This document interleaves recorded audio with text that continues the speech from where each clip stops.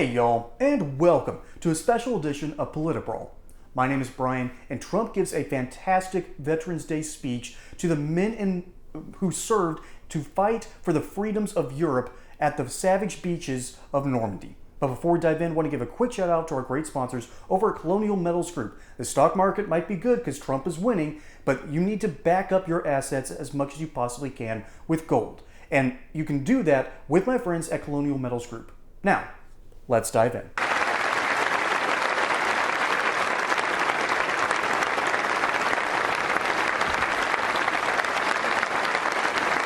Thank you, Ren.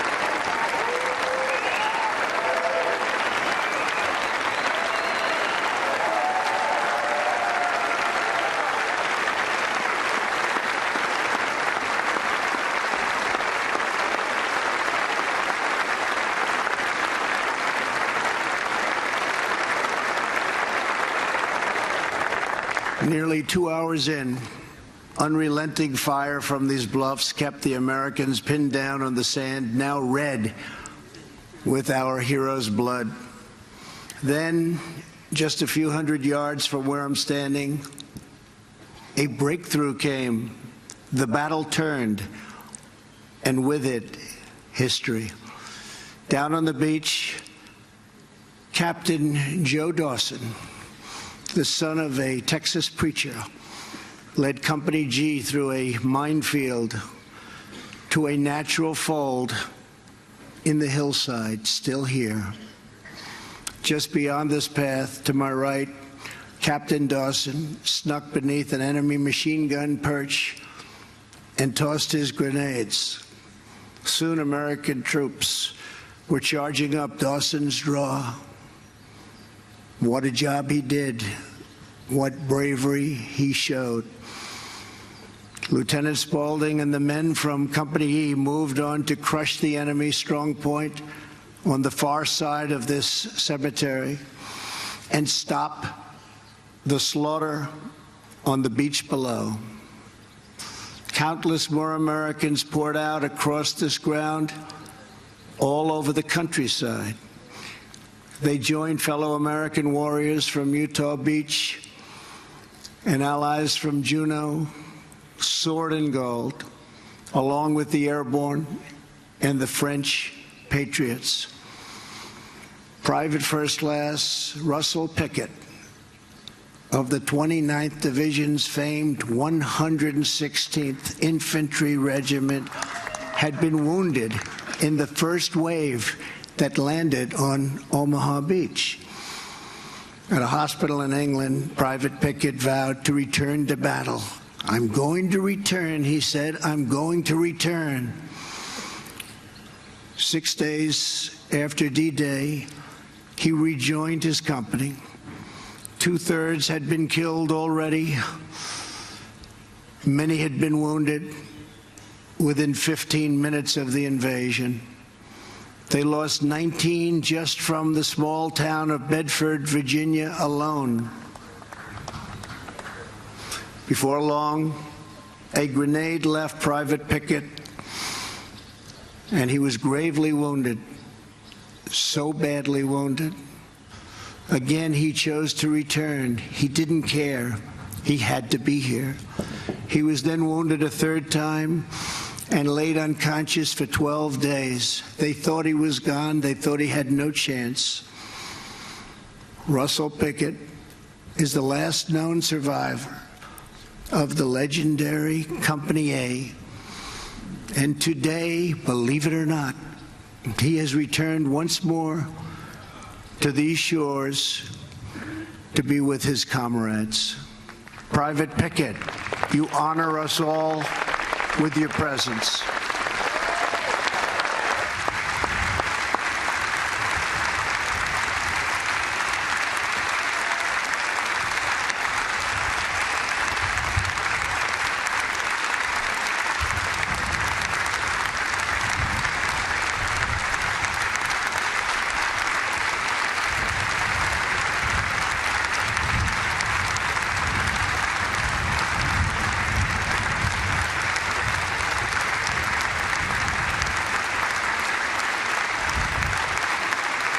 don't think we understand just how heavy Omaha Beach really was. And before I go off on that tangent, we're losing the last vestiges of the greatest generation. And why are they called the greatest? Simply put, because they went through the greatest hardship and they won the greatest victory. It all started when the stock exchange had its huge Black Friday. I believe it was a Black Friday. Might have been Black Tuesday. I hope I'm not getting my dates mixed up. But after the stock market crashed, we had an opportunity to get out of the problems. But Herbert Hoover expanded the size of government, started really pushing progressive policies that weren't Theodore Roosevelt. They were more of a precursor to FDR.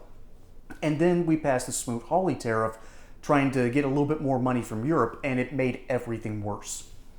That's when the Great Depression truly began, and then FDR, despite being at the heart and soul and one of the best possible presidents we could have had for World War II, his policies, by and large, failed on a spectacular scale and were dismantled one by one until only the ones that had an obvious track record of working succeeded. And then the Great Plains became the Great Desert. We had the Dust Bowl. And a whole lot of American GIs came from either the Dust Bowl or they came from rural parts of America. They came from these random towns like Corpus Christi. I hate calling y'all a random town, but the best reason you're known is because you're pretty far down south near the border in Texas. Hey y'all, I'm not exactly looking at retirement anytime soon, but my parents are, and friends of my parents are, and I'm sure either you or someone you know is looking at retirement and wondering, what do I do? How do I help prepare for this in this economy with this terrible president and with a vice president who basically coup d'etat him and is now looking to run for president herself? How do you protect against this? Well, simple. You go over to my friends at Colonial Metals Group. They quite literally have something called the Retirement Package Plan. This plan backs your wealth with gold and silver accounts. And furthermore, you will have direct access to these accounts. So you're not at the whims of Wall Street. You're not at the whims of inflation. You are in command of your own destiny. As a bonus, qualified applicants can receive up to $10,000 in free silver, plus a couple of other little goodies that they're going to package up for you, and you're going to be able to protect your wealth and your retirement. So go over to this link in the description below at colonialmetalsgroup.com or call this number 800-203-0422 and see how they can help you prepare for retirement today by backing your account with gold and silver. Don't delay your retirement, folks. Protect the money that you earned with Colonial Metals Group. They're here to help. And so you had all these random American GIs, and almost all of them to a T either came from rural areas or super dense urban areas like New York City. And they bonded together over their shared experiences and went overseas to kick Hitler and Hirohito in the teeth in the Pacific, but particularly at D-Day. We were originally going to have this advance at D-Day a month before, but the weather was really bad.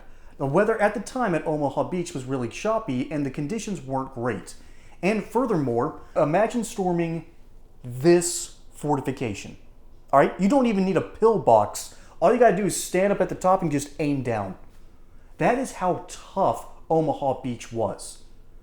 So imagine getting hit somewhere and it's just a flesh wound, but you still fall to the ground. You know what you're falling on? Rocks. All right, there's not a beach there. It's just a bunch of rocks. It's not sand. It wasn't as easy as Utah, Gold, Juneau, or Sword, because the British wanted to have the easier beaches to themselves. I mean, they have had a harder time than we've had, granted. But Omaha Beach was the key to everything. It was the center beach. Utah was supposed to be the flanking maneuver, and the others were supposed to press forward. With the paratroopers all scattered and having a tough time of it, although completing many of their objectives, Omaha Beach was the key. And you had stories like Dawson's, who were lucky enough to find the easy parts of the line. But after 3 waves came ashore and men just piled on the beach, holding the corpses of what used to be their best friend, covered in blood, having to deal with bullet fire and landing craft circling around wanting to support the troops, but there was so much wreckage and so much carnage they had to stay out. So the Navy came forward, and even though men like Dawson found weak points in the line, the Navy came forward and bombarded perfectly the pillboxes.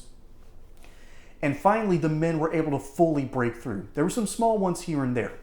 When we think of Saving Private Ryan in that opening scene, let me tell you, and I can't say from experience, but I can say from my knowledge of history, it was worse than that. Much, much worse. Finally, after the naval bombardment and a few places where they cut through the line using, basically what they used were these metal pipes called Bangalore torpedoes, where they just put the pipes next to the pillboxes and they put an explosive charge and boom. Imagine putting together a bunch of PVC pipes with a little explosive at the end. That's what they used to break through. It was one of the hardest places in all of the European coast to invade, and those GIs succeeded. All of that terrible years of the Great Depression sparked a toughness that got them through World War II. We don't have that toughness today. We've had good times ever since those men stormed those beaches. But we've fallen on some harder times. So it's time for tough men to rise again.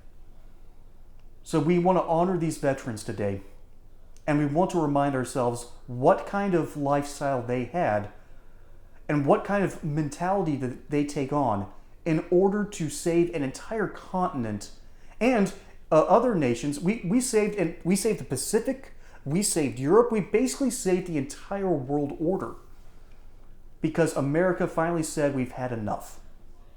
We've kind of had a similar message recently. But we need to think back on these veterans and be very grateful that we still have some of them today. This footage was taken from the 75th anniversary at D-Day. And the greatest generation, is growing smaller and smaller.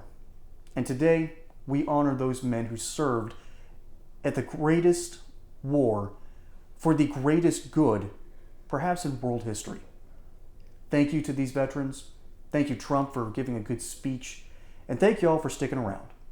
My name is Brian. Hope you enjoyed this segment here on Politibrawl. Don't forget to like and subscribe. Catch you on the next one. And until then, y'all have a good one.